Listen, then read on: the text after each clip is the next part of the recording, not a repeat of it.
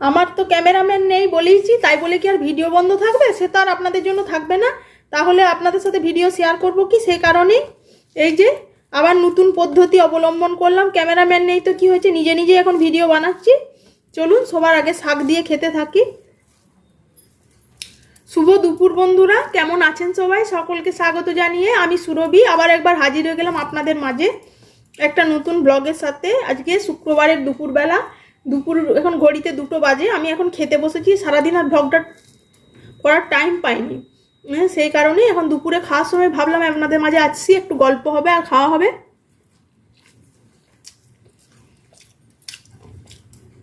আমার মেনুতে আছে কি দেখিয়ে দিই, দাঁড়ান। তারপরে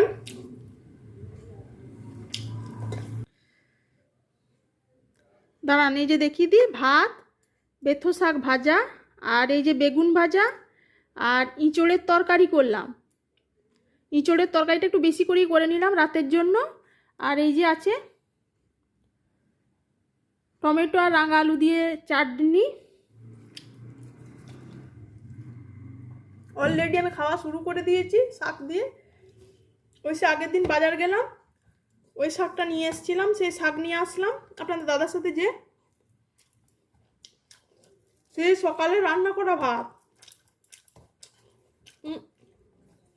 কালকে তো দেখলেন আপনাদের দাদা অফিসের কাজে কত রাতে বাড়ি ফিরলো, তারপরে এসে চা খেলো, টিফিন খেলো। এখন আজকে আবার টেনশন, এখন খাচ্ছি, খেতেও আমার শান্তি নেই যে আবার সন্ধ্যেবেলায় কি টিফিন বানাবো।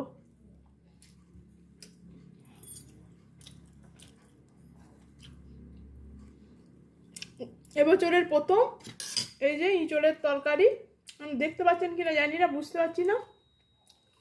দাঁড়া, সেই ইঁচড়ের তরকারি এবছরের প্রথম। চলুন আগে খেয়ে দেখি কেমন হয়েছে।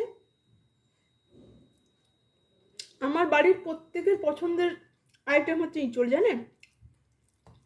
আর যা হয়েছে না, নিজে রান্না করেছি বলে বলছি না, বুঝলেন।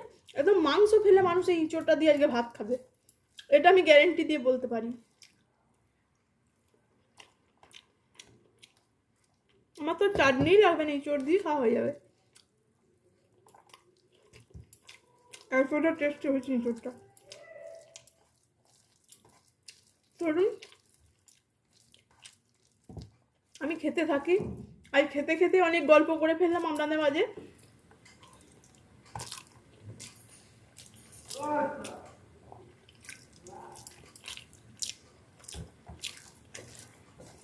আমার তো বেগুন ভাজাটাও কাজে লাগবে, খেতে এত টেস্ট যে খাওয়ার পরে ভুলে যাচ্ছি কাজে লাগবে না। বেগুন ভাজাটাও আমার লাগবে না, চাটনিও লাগবে না, আমার ইঁচড় দিয়ে খাওয়া হয়ে যাবে। আর ইচ্ছে করে ডাল করিনি, জানেন। নিজের জন্য আজকে ডাল করে আর উঠবেও না, আর তাই ওবেলাতে গরম গরম ডাল করবো।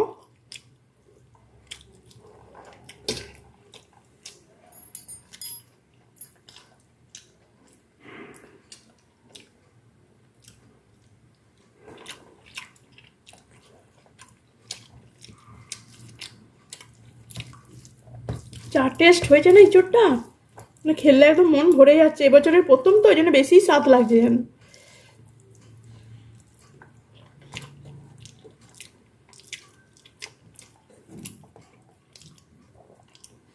আর সব দিকে পুরো ইঁচড়টা রান্না করে ফেলেছি ভুল করে।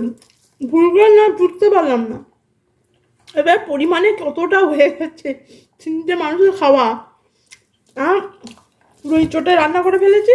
1 কিলো কত ছিল বললো না আপনাদের দাদা সেদিনে, 1 কিলোর উপরেই ছিল। কত গ্রামটা আমার মনে পড়ছে না এই মুহূর্তে। নিয়ে একদম অনেকটা হয়ে গেছে পরিমাণে, এ সহজে উঠবেও না। আর প্রথম একবার খেলে যতটা টেস্টি লাগে, দ্বিতীয়বার খেলে দেখবেন ওর অত ভালো লাগে না খেতে।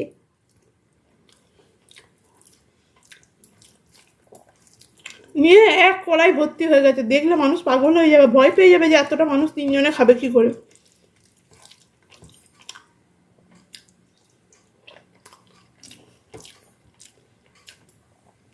চলুন আমি খেতে থাকি, আবার দেখা হচ্ছে পরে।